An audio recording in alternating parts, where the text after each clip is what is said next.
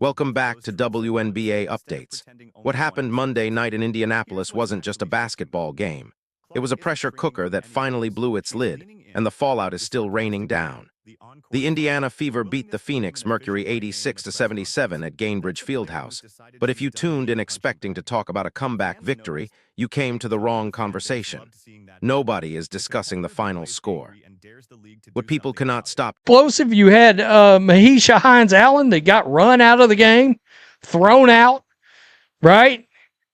You got Alyssa Thomas throwing an elbow directly into what looks like Caitlin Clark's chest or face or something of that nature. You got the Phoenix Mercury out here talking about they can do anything they want to, basically. And then you got a game tomorrow night between the two teams again. Caitlin Clark on her technical foul.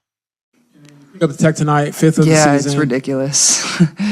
I got a technical for clapping. So, if we should all just go on the calendar now and pick a game that I'm going to be suspended for if I'm going to get technicals for clapping. I asked Gerda.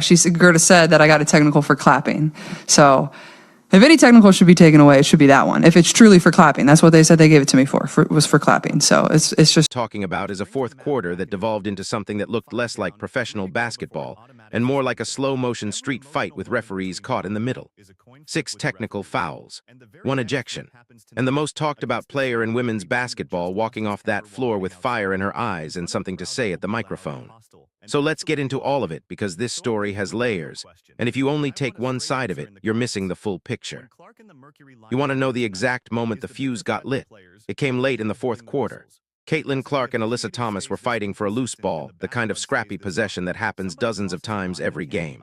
Thomas got whistled for an offensive foul, the call being that she swung an elbow into Clark. Phoenix challenged the ruling. The replay officials reviewed it, deliberated, and came back with a reversal. Just like that, the foul was flipped onto Clark instead. Indiana's challenge failed. Even within that, though, how aware do you have to be of the 8 technical fouls? I mean, I'm going to play with emotion. I'm going to play with passion. And if they're going to give me a technical foul for clapping, then so be it. That's their choice. 2 free throws for Phoenix. Now Clark clapped. Not a warm, enthusiastic applause. A slow, sarcastic clap that made her feelings crystal clear. And official Gerda Gatling saw it, interpreted it as instigation, and issued Clark her 5th technical foul of the season right then and there. Clark did not bite her tongue afterward.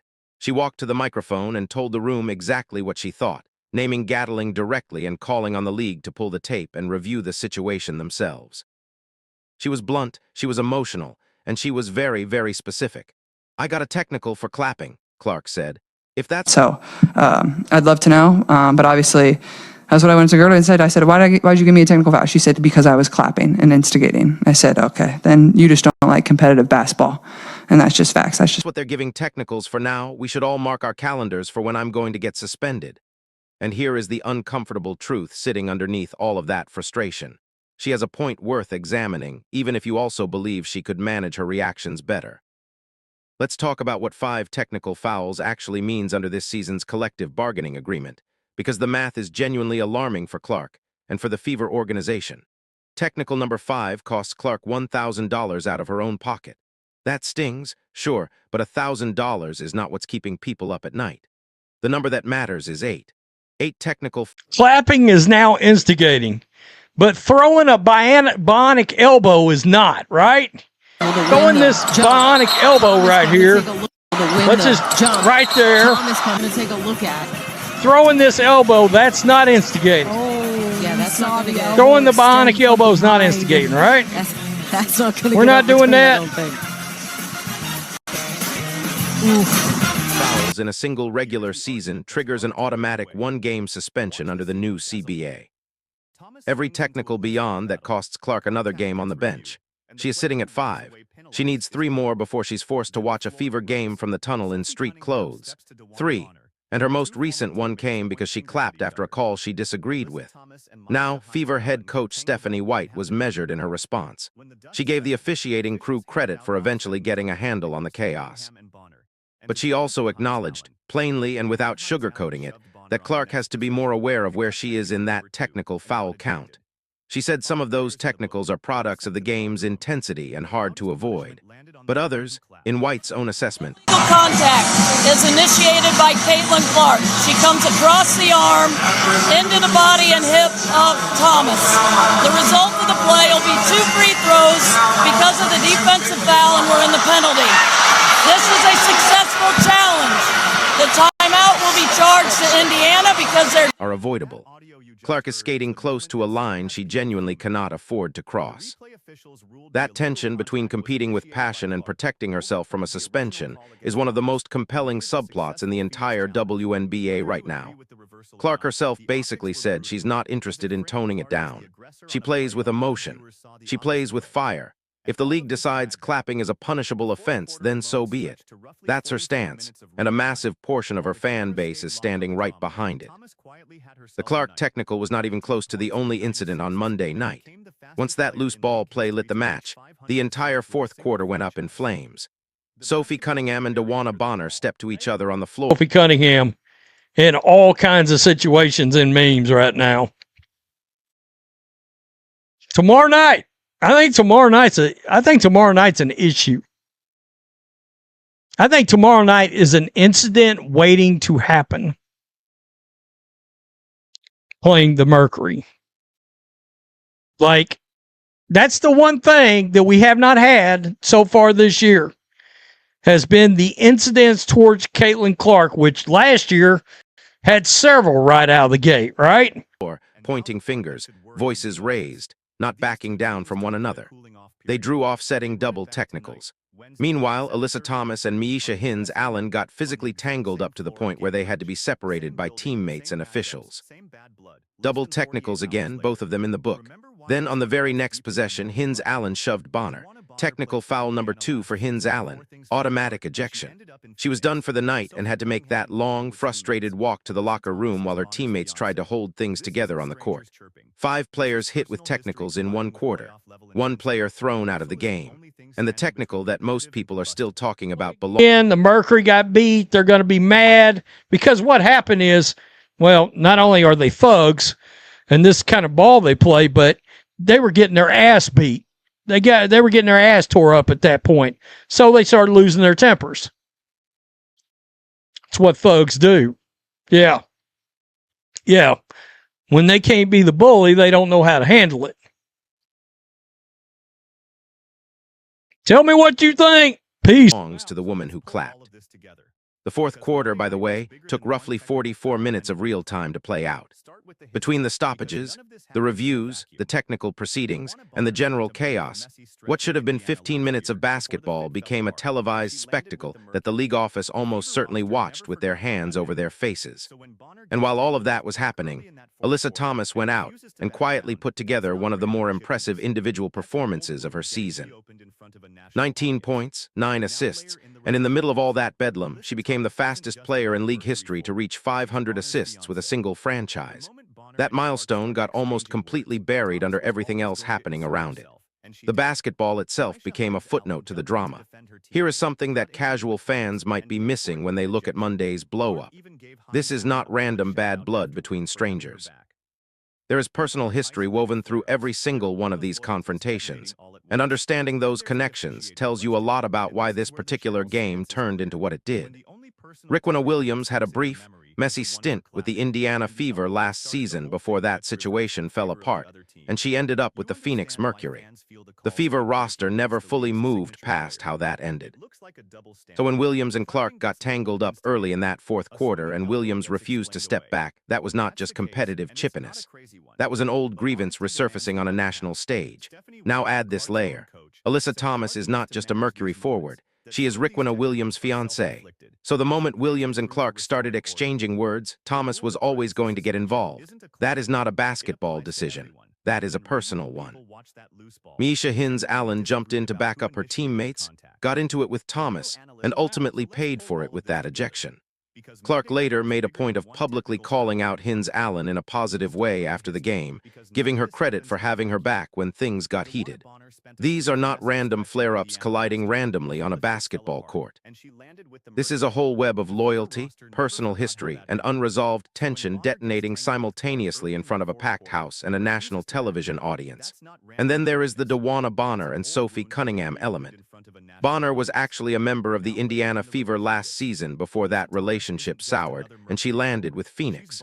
She and Cunningham were teammates. They know each other well. And now Bonner is engaged to Alyssa Thomas, who is right in the middle of the most contentious storyline in the league. When Cunningham and Bonner stepped to each other Monday night, that was not two strangers chirping. That was complicated personal history spilling out onto the hardwood. Now, WNBA Updates is going to be honest with you here, because this situation requires honesty from both directions. When you look at Monday night, and the most memorable officiated moment is a technical foul for clapping, while the elbow that started the whole chain of events got reversed through a replay review and reframed as Clark being the aggressor, you understand completely why fans feel like the calls keep breaking against the league's most prominent player. That does look like a double standard when you lay it out in plain terms. A sarcastic clap gets labeled instigation. A swinging elbow gets explained away through a review process. Those two outcomes sitting next to each other do not look good. But here is where the honest analysis has to pump the brakes slightly. Stephanie White, who coaches Caitlin Clark every single day, acknowledged that some of Clark's technicals are self-inflicted. Not all of them, some of them. And reasonable people watching that loose ball play in real time and on replay genuinely disagreed about who initiated the contact. The reversal was not universally seen as a crime against justice. Some knowledgeable observers watched the same footage and concluded it was a defensible call. A real breakdown of what happened on Monday has to hold both of those things at the same time. The officiating picture around Clark is concerning and worth scrutiny. And Clark, by her own coach's assessment, has moments she can handle differently. Both of those things are true simultaneously. Here is the bigger story that is developing right underneath the surface of all these technical fouls and ejections. Caitlin Clark is not shrinking. She is not pulling back. She is not playing it safe or managing her image in a calculated, cautious way. She is leaning into this completely. The sarcastic clap on the court, the emotional interview at the microphone, the decision to name an official by name in a press conference and call for the league to review the situation. That is a player who has decided she is done swallowing her frustration quietly, and a substantial chunk of her fan base is responding to that version of Clark with genuine enthusiasm. The competitor who plays with an edge, who dares the league to come for her, who refuses to go quietly when she thinks something is wrong. That version of Clark is compelling in a way that is difficult to manufacture or script. But it also comes with real risk. 3 more technicals and she misses a game. For a player whose presence fills arenas across the league, whose games consistently spike television ratings, whose involvement turns ordinary regular season Mondays into national events, a forced absence is not just a basketball problem. It is a revenue problem. Clark is the primary engine of this league's attention economy right now. She is why cameras stay in buildings. She is why networks put her games in primetime slots. Sitting her for technicals, one of which came from clapping, would be an extraordinarily difficult thing for the league to defend publicly. And now comes the part that should have everyone paying close attention. These teams do not get a break. They do not get a cooling-off period or a chance to reset their emotions.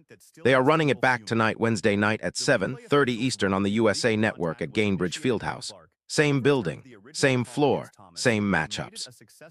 Less than 48 hours after Monday's mess, the bad blood is fresh. The personal connections are still raw. The technical foul count for Clark is still sitting at 5. The Mercury players are coming back into an arena that just watched their team lose, and some of them left that building furious. Sophie Cunningham, who has already found herself the subject of attention and social media commentary after her confrontation with Bonner, will be back on that same court tonight. Thomas will be there. Williams will be there. Clark will be there. So here is the question we are leaving with you at WNBA Updates, and we genuinely want to hear from you in the comments. When Clark and the Mercury tip off tonight, what concerns you more? The players and their clearly elevated emotions, or the officials and whether the whistles will be consistent? Because if the officiating stays as uneven as it looked Monday night, and the personal tensions stay as hot as they clearly are, somebody is going to cross a line that cannot be walked back. Tell us who you trust less right now, the Mercury's tempers or the league's referees. Drop it in the comments. And if you want the full breakdown after tonight's rematch, you already know what to do. Hit like, subscribe to WNBA Updates and stay locked in, because this story is nowhere close to finished. If this video hit different, smash that subscribe button, drop your thoughts in the comments and let me know, do you think Stephanie White needs to go? Let's talk about it.